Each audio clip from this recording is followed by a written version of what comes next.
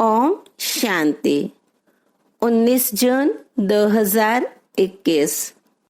मीठे प्यारे बाप दादा के महावाक्य। मुरली का सार है, मीठे बच्चे, तुम महान सौभाग्यशाली हो, क्योंकि तुम्हें भगवान वह पढ़ाई पढ़ाते हैं जो अब तक किसी ऋषि मुनि ने भी नहीं पढ़ी।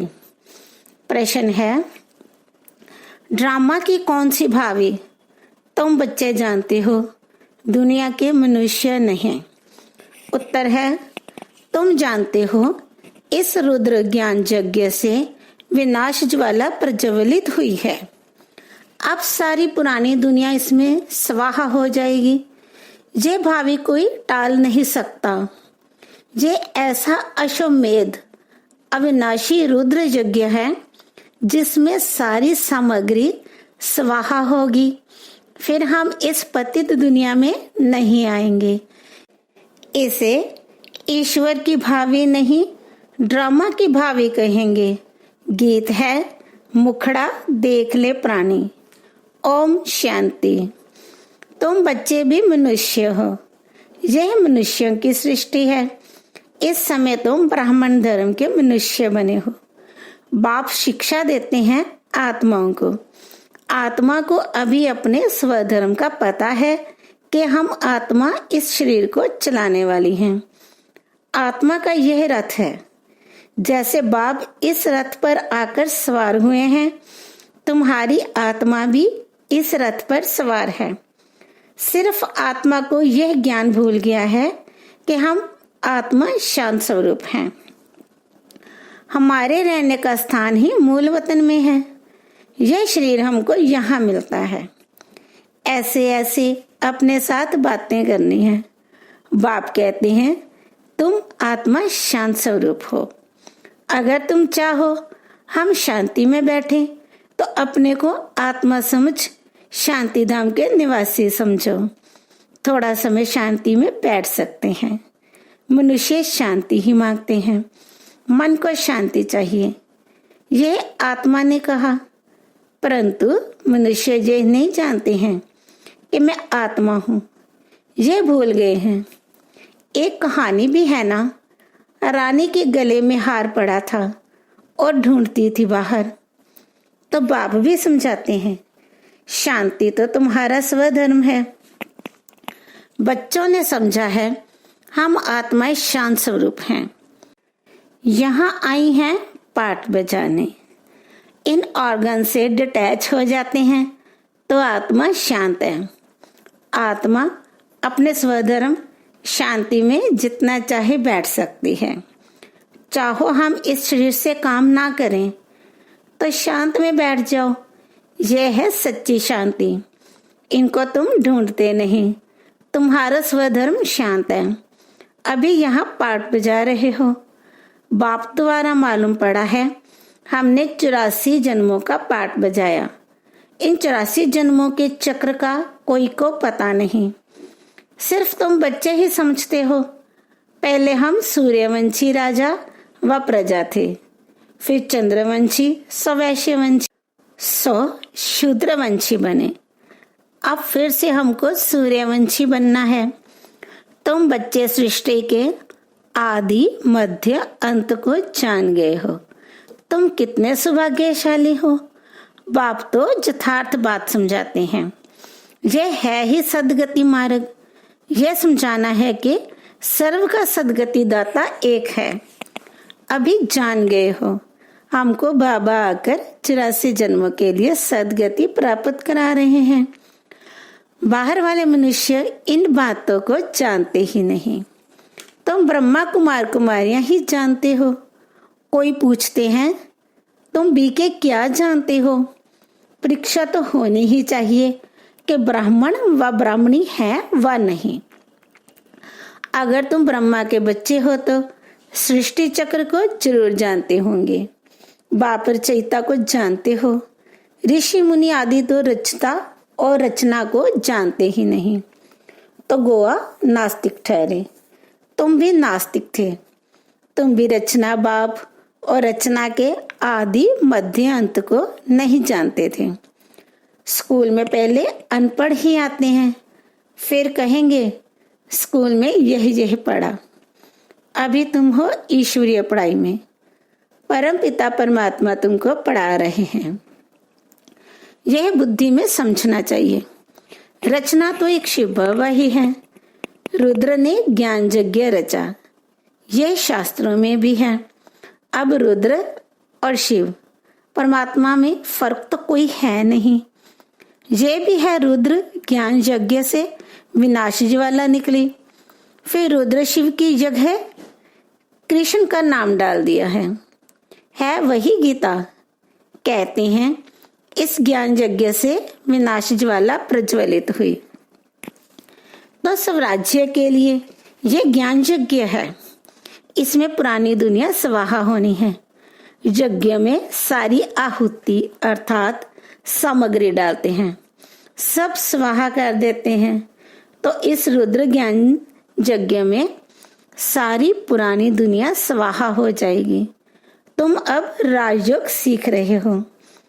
इस पतित दुनिया में फिर आएंगे नहीं।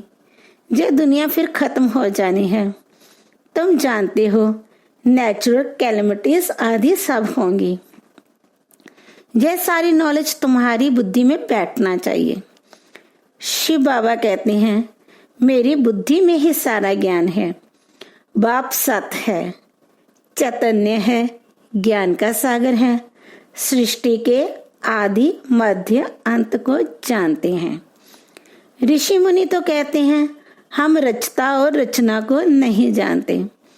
तुमसे कोई पूछेंगे तुमको क्या मिलता है, बोलो जिसको बड़े बड़े ऋषि मुनि आदि कहते थे कि हम रचता और रचना के आदि मध्य अंत को नहीं जानते हैं, सो हम जानते हैं। रचता बाप के सिवाय रचना के आदि मध्य अंत का राज कोई समझा नहीं सकता। रचता ही समझाएंगे। तुमको मालूम है मक्खियों की भी रानी होती है। रानी के साथ पीछे पीछे सब मक्खियां जाती हैं। रानी अर्थात माँ के साथ उनका कितना संबंध है। बेहद का बाप भी आते हैं तो सभी बच्चों को साथ ले जाते हैं। तुम जानती हो बाप आया हुआ है। हम आत्मा को साथ ले जाएंगे शांति धाम। फिर से हमारा सतयुग का पाठ शुरू होगा। जिस पाठ को बजाने के लिए तुम यह देवी देवता पद पा रहे हो, यहाँ तुम आते ही हो मनुष्य से देवता पद पाने। सब गुण यहाँ धारण करने हैं। इन लक्ष्मी नारायण जैसा बनना है। इनको दिव्य दृष्टि के सिवाय कोई देख ना सके। अभी तुम जानते हो हम सूर्यवंशी देवता बनेंगे। तुम्हारी बुद्धि में है कि स्वर्ग की राजधानी कैसे स्थापन होती है। सतयुग में था ही देवताओं का राज्य, परंतु देवताओं के राज्य में भी फिर राक्षस आदि दिखाए हैं। यह कोई जानते ही नहीं। भारत कितना पवित्र था। महिमा भी गाते हैं सर्वगुण संपन्न। उन्हों के आगे माथा भी टेकते हैं। मंदिर भी बहुत बने हैं, परंतु ये पता नहीं कि आदि सनातन देवी देवता धर्म सतयुग का कब और कैसे स्थापन हुआ। भारत जो इतना ऊंच था वह नीच कैसे बना, यह किसको भी पता नहीं है। कहते हैं यह भावी बनी बनाई है। किसकी भावी है वे भी नहीं समझते। ड्रामा की भावी समझे तो समझ में आए। ड्रामा का रचयिता क्रिएटर डायरेक्टर कौन है, सिर्फ कह देते हैं ईश्वर की भावी। ड्रामा कहने से ड्रामा के आदि मध्य अंत को जानना चाहिए। सिर्फ किताब पढ़ने से ड्रामा का पता नहीं पड़ सकता है। जब तक जाकर कोई ड्रामा देखे नहीं। जैसे अखबार में भी पढ़ा था एक कृष्ण चरित्र का ड्रामा बना हुआ है, परंतु देखने बिगर कोई समझ थोड़े ही सकता है। देखेंगे तब समझेंगे ड्रामा में ये सब होना है। तुम बच्चे भी ड्रामा को भी समझते हो। मनुष्य कहते हैं वर्ल्ड की हिस्ट्री, ज्योग्राफी का यह चक्र फिरता रहता है, परंतु कैसे फिरता है ये किसको पता नहीं है। नाम भी लिखे हुए हैं, सतयुग, त्रेता, द्वापर, कलयुग, फिर संगम युग, परंतु मनुष्यों ने समझ लिया है जुगे जुगे आते हैं। सतयुग त्रेता का भी संगम होता है, परंतु उस संगम का कोई महत्व नहीं है, वहां तो कुछ होता नहीं। ये बातें तुम जानते हो। सतयुगी सूर्यवंशियों ने फिर चंद्रवंशियों को राज्य कैसे दिया? ऐसे नहीं कि चंद्रवंशियों ने सूर्यवंशियों पर जीत पाई, नहीं। जो चंद्रवंशी का राजा होता है तो सूर्यवंशी राजा रानी उनको राज्य भाग्य का तिलक दे तख्त पर बिठाते हैं। राजा राम, रानी सीता का टाइटल मिलता है। किसने दिया? कहेंगे सूर्यवंशियों ने ट्रांसफर किया। अब तुम राज्य करो। जो सीन तुम बच्चों ने साक्षात्कार में देखी है, बाकी कोई लड़ाई आदि नहीं लगती है। जैसे किसको राजाई दी जाती है वैसे देते हैं। उन्हों के पैर आदि धोकर उनको राज्य तिलक देते हैं। वहां कोई गुरु गोसाई तो होते नहीं हैं। अब तुम बच्चों की बुद्धि में है, हम दैवी स्वभाव वाले बनते हैं। सूर्यवंशी, चंद्रवंशी राज्य में हम कितने सुखी होंगे। बाबा हमको दुख से निकाल सुख में ले जाते हैं और कोई सुखी बना ना सके। साधु लोग खुद भी चाहते हैं हम शांति धाम में जाएं। बाप कहते हैं मैं इन साधुओं आदि का भी उद्धार कर सबको शांति धाम में ले जाता हूँ। सन्यासी तो आते ही द्वापर में है। स्वर्ग में हम देवताएं ही रहते हैं, वहां भी सेक्शन अलग अलग हैं। सूर्यवंशियों का अलग, चंद्रवंशियों का अलग। फिर बाद में इस्लामी, बौद्धि, सन्यासी आदि जो भी आते हैं, सबका सेक्शन अलग अलग बना हुआ है। जब हम राज्य करते थे तो दूसरा कोई था नहीं। मूल वतन में भी ऐसी माला नंबरवार बनी हुई है। आदि सनातन देवी देवता धर्म वालों की है पहली बिरादरी, फिर और बिरादरियां निकलती हैं। ये बिरादरी है बड़े ते बड़ी, और दूसरे जो धर्म स्थापक आते हैं सब उनसे निकले हुए हैं। तुम कहेंगे इस्लामियों की है सेकंड नंबर बिरादरी, फिर बौद्धियों की बिरादरी थर्ड नंबर, हम है फर्स्ट, बाकी हद की, और छोटे छोटे तो लाखों होंगे। यहाँ तो मुख्य है 4 बिरादरियां। पहले पहले हम आते हैं, फिर इस्लामी, बौद्धि, क्रिश्चियन आदि आते हैं। अभी हम नीचे गिर गए हैं, हमको ही 84 जन्म ले पाठ बजाना पड़ता है। जो अभी लास्ट में हैं वही फिर फर्स्ट में होंगे।